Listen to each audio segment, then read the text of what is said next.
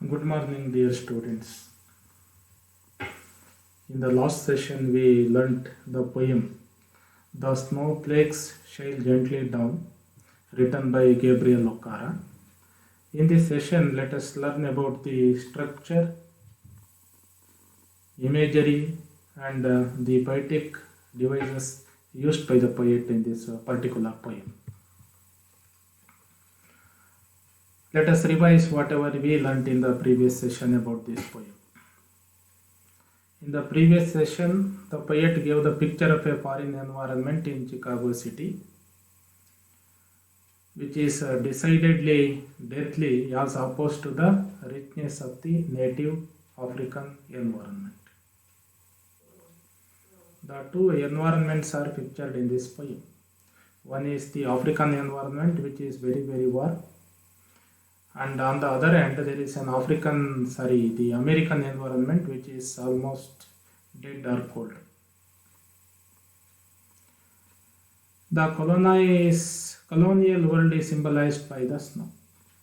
The snow, which we find in the poem in Chicago city, symbolizes the colonial world. So the poet or the speaker is in a new place, far away from his home. So new things could be upsetting to him. He cannot is not very compatible with a new environment and new culture in a new place. He is not compatible with his new surroundings. So he is very uncompatible in a new environment and in a new culture. This is what we learned in the previous session. Now let us look into the structure of the poem. The poem has three stanzas. The snowflakes sail gently down. It has three stanzas. The first stanza gives the picture of the winter abroad. The first stanza of the poem gives the picture of winter season in Chicago city in America. It is a foreign land for the speaker. In the second stanza, the poet gives the picture of the poet's dream. The poet or the speaker dreams of his homeland Africa, and he dreams about the African inside. Even though he is physically in America, he gets back to his homeland of Africa in his dream. Again, the third stanza gives the picture of he found on waking up from the dream. He woke up from his dream, and again he found the landscape of America, where he found the snowflakes falling down gently from the sky. So there is a movement from America to Africa, and again back to America, and again in the last stanza back to Africa. So the poet uses so many images to indicate the bitter cold in the first stanza of the poem. The poem begins with the images that evoke a bitter cold in the poem. There are so many images the poet uses which suggest or indicate the cold, bitter cold. You see the images. Snowflakes sail gently. Snow is a symbol of cold. It sails gently down is one symbol or image which indicates a bitter cold. Misty eye of the winter. The very word winter, which represents a season, a cold season, is again an image which shows a bitter cold. And the trees that we find in America, winter weary elms. The elm trees which are affected a lot by the winter season, they shed their leaves and they bend their branches low to the earth, and they sway their branches to the winter wind. So there is an image of bitter cold in these images. So the branches, winter striped and nude. The winter season made the branches go or shed their leaves and go bare. So the foreign nature of snow and cold represents the poet's separation from his home land, Nigeria. The poet hails from Nigeria, an African country. He is there in American city for his higher education. So he feels that he is separated. The snow makes him feel that he is separated because he was in a warm country in Africa. But he came to a cold country like America for his higher studies. Quite naturally, he feels that he is alienated, separated from his own native land, warm land, Africa. So these images of cold and snow are associated with the symbols of death. These images of cold, bitter cold, are associated with the symbols of death. Cold, as I told you, is a symbol of death. All the images which represent bitter cold are associated with the images of death in the poem. You see, grief-stricken mourners. Mourners stand for the people who express their sadness for the death of somebody, for the loss of somebody, for the loss of kids and kins. So it is a symbol of death. The picture of death is there in this image. And the white funeral cloth. We put the funeral cloth, white cloth on the dead bodies. The snow is just like a white funeral cloth unrolled on the deathless earth. So that is another image of death. Death sleep. Earth dying. Elves keeping a whistle. Elm trees are keeping watch on a dead thing. So all these images which represent death are associated with the images of bitter cold in the poem.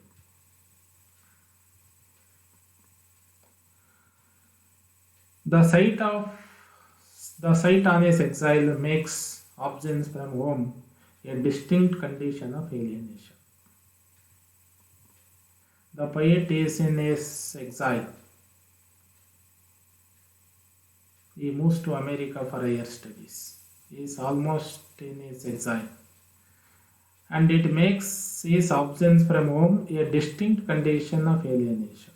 Since he is far away from his homeland, he feels that he is alienated. These images make him feel alienated. So he contrasts these cold images of Chicago with the warm and lively images of his hometown or homeland. The images which represent America are of winter season are associated with death, mourning. On the other hand, the images which represent Africa are very, very warm. So we find so many images of life and warmness in the poem, images of strength and resistance. In his dream of Africa, the speaker found warmness. He found the blackbirds in his dream. They are flying in my inside. Flying symbolizes or indicates liveliness, activity. So the blackbirds are full of activity. They are flying. They express or present their life, vigorousness. They are nesting and hatching on oil palm trees. They are leading a wonderful life, happy life, pleasant life and meaningful life. And they are reproducing, they are hatching on the oil palms. They are bearing sons, very, very valuable things instead of fruits. So it shows that the images are very warm in Africa, as against the bitter cold images in America. They show life and warmness of Africa. Even we find the images of colonization. Uprooters stand for the Europeans who colonized Africa. They are there with their spades. Spades are the instrument which are used to uproot the trees.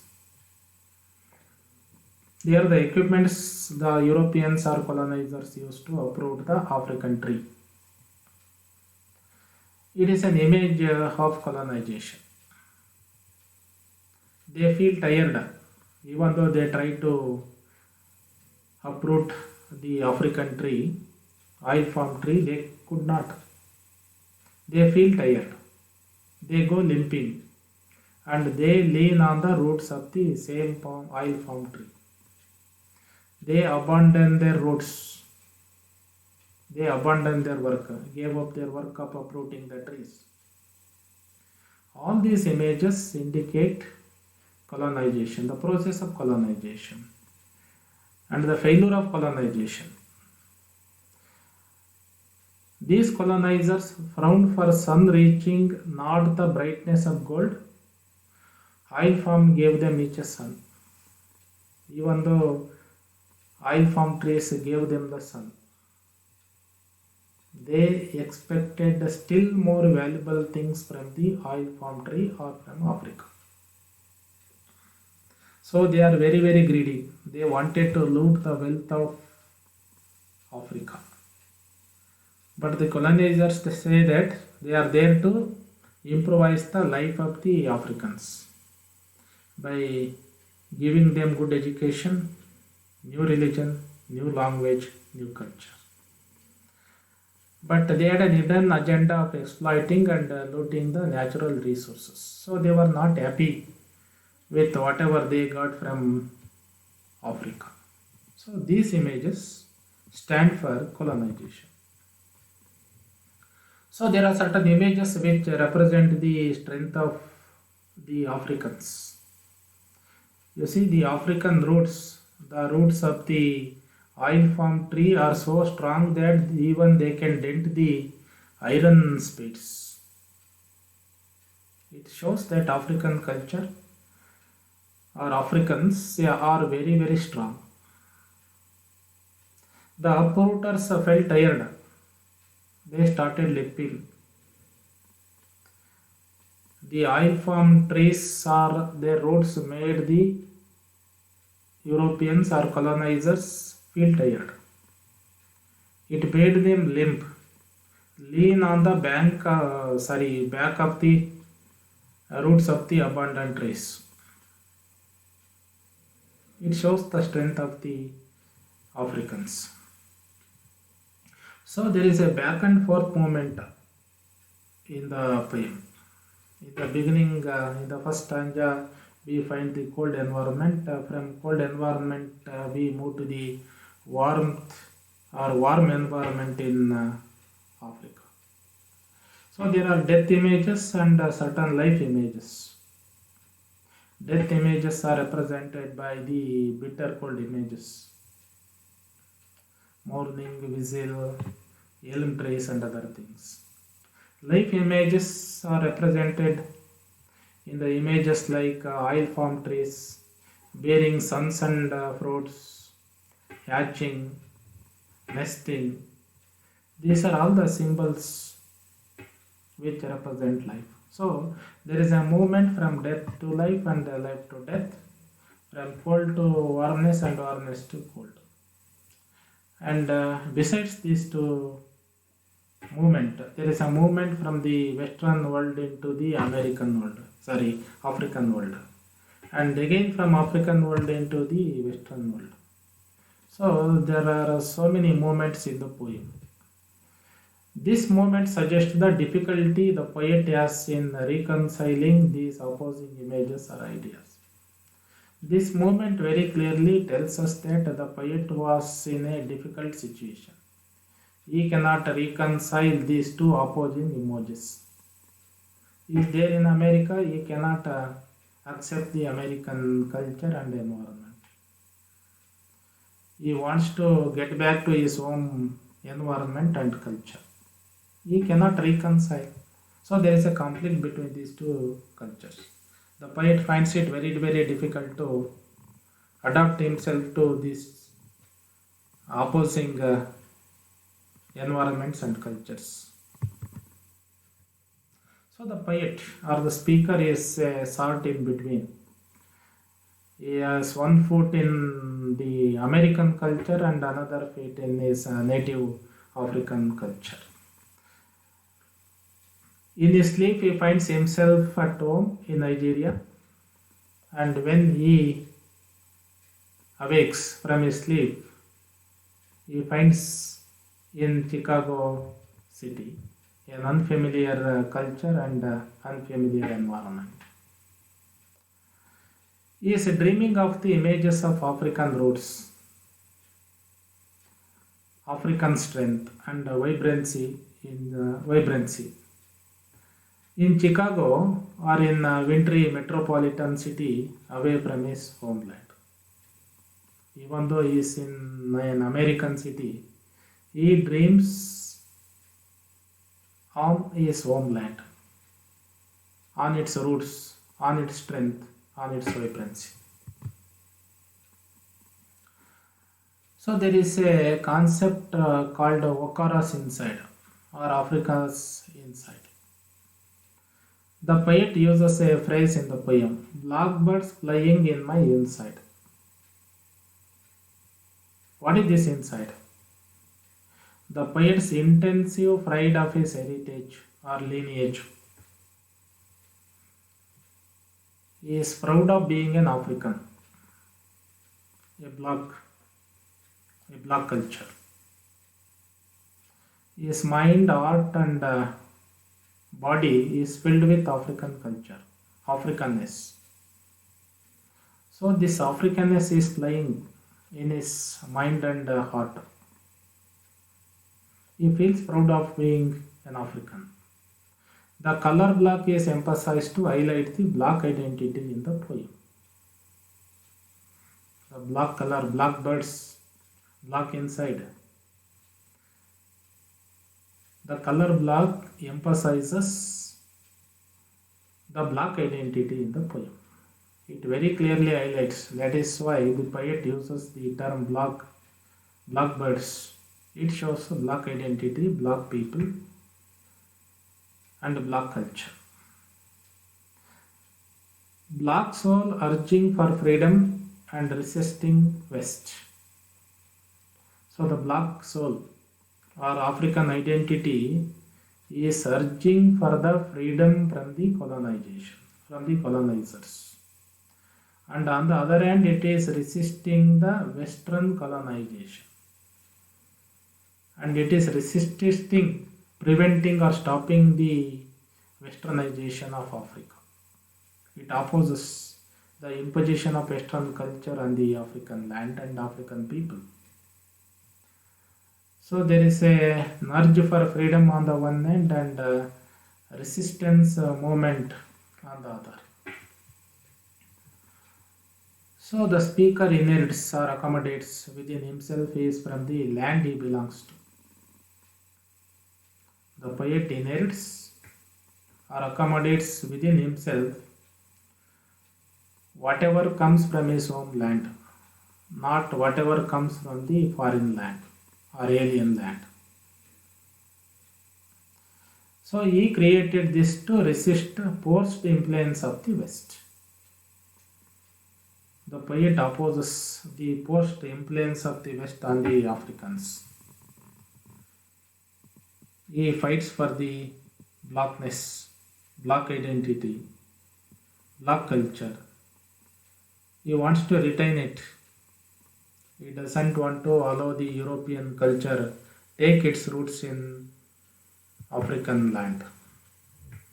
So the poet uses so many similes and in the poem. You see the line, Elms bow grief stricken mourners. Elms bow like grief stricken mourners. The bending of the elm trees or branches of the elm trees is compared to the grief stricken mourners. It is a simile. Snow as funeral cloth unrolled over the deathless earth. Snow which falls on the deathless earth is compared to the funeral cloth. You see, these are the two things. Snow is not the white cloth. It is not a white funeral cloth. But the poet compares and finds one common quality between the funeral cloth and the snow. So it is a simile. And another simile is used. Elms bowing and swaying like a praying Muslim. A praying Muslim is compared to a elm tree which bows and sways in the winter wind.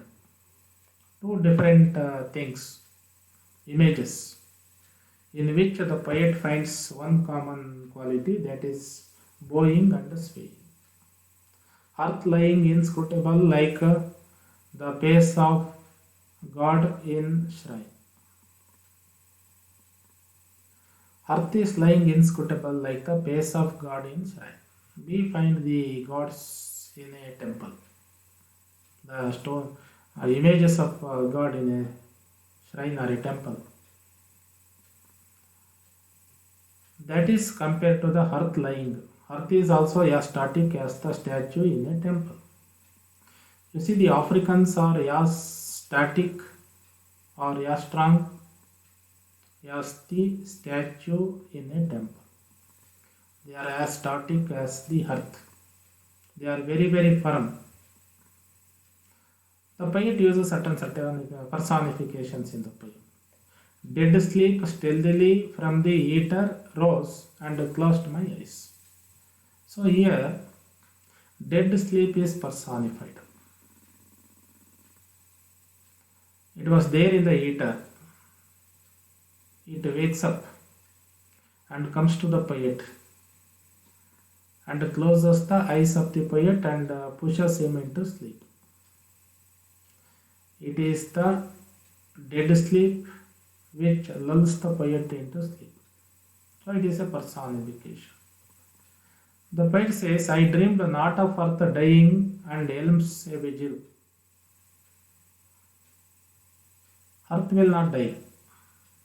It is only the human beings or living beings which die. So the earth is compared to a human being who is dying. And elm trees are keeping a vigil. It is the human beings who keep a vigil for the death of their near and dear ones. Here the elm trees are compared to mourner. So in this poem, the speaker finds the cold of North America unbearable and longs for the warmth of Africa. When he was there in America, he found it very, very difficult to tolerate the cold that was there in America. So he longs to get back to his warm Africa. So the poet represents his homeland through dream and shows how far he is from, how far away he is from it geographically and culturally. The poet very clearly tells us how far he is from his homeland geographically and culturally. He shows his inside through consisting of Africa, the element of the West cannot be ruled out. The poet shows his inside out. He shows his innate black culture, black identity in him. He wants to be a black. He feels proud for being a black. And at the same time, He has so many African elements in him. Consisting of Africa, the element of the West cannot be ruled out. Even though he was very much influenced by the Western culture, Western environment, we cannot rule out the Western influence on him. However, he likes his own culture. So the poet yearns for his own culture, yearns for his own country. He supports his own land, his own culture, his own identity. He resists the Western culture, even though it influences him. Let us see some of the questions to evaluate our understanding of this poem. The oil farms stand for Africa, as elm stand for Nigeria, Chicago only West Africa. You see, the oil farms stand for Western countries or West. Okara's inside refers to parts of his body within him, his foreign education, birds of his homeland that he inherited from his land he belonged to. Okara's inside refers to that he inherited from his land he belonged to. The poet dreaming on denting the uprooter spades means he was in favor of colonization, he was against cutting trees, he was opposing colonization, he was indifferent to colonization. He was opposing colonization. The speaker's speech used in and the dead sleep stealthily from the eater rose and closed my eyes is simile, metaphor, hyperbole, personification. The figure of speech used in this line is personification. And the last question, the term uprooters refer to